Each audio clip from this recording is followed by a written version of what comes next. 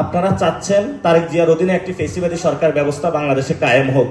এটা আমরা বাংলাদেশে হইতে দিব না। আমরা আপনার থেকে কড়ায় গন্ডায় সবকিছু বুঝে নেব। এখন হলো তারা ছোট ছোট ফ্যামিলি কার্ড, তারপরে হলো বিদ্যুতের এই যে এসি বন্ধ করা, রাস্তা গাড়ি থামিয়ে দেওয়া, তারপরে হলো ওই যে পরিচ্ছন্নতা কর্মী যারা আছে তাদেরকে নিয়ে ঈদ আনন্দ করা, এই ধরনের প্রোগ্রামগুলো করতে যাচ্ছে। পপুলিস্ট প্রোগ্রাম, রাষ্ট্রের স্ট্রাকচারাল যে প্রবলেমগুলো রয়েছে সেগুলো তারা অ্যাড্রেস করছে না।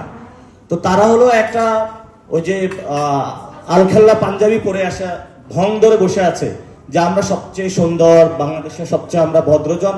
এগুলা কয়েকদিন পরে খুলে পড়ে যাবে, কারণ অলরেডি তাদের যে ভদ্রতার যে মুখোশটা আছে, ভদ্রবেশের যে চেহারা, ভিতরের যে ডাকাতের যে চেহারা, এটা আবিষ্কৃত হওয়া শুরু হয়েছে। দেখেন বাংলাদেশে তারা সংস্কার প্রক্রিয়ার বিরুদ্ধে তারা সরাসরি দাঁড়াচ্ছে।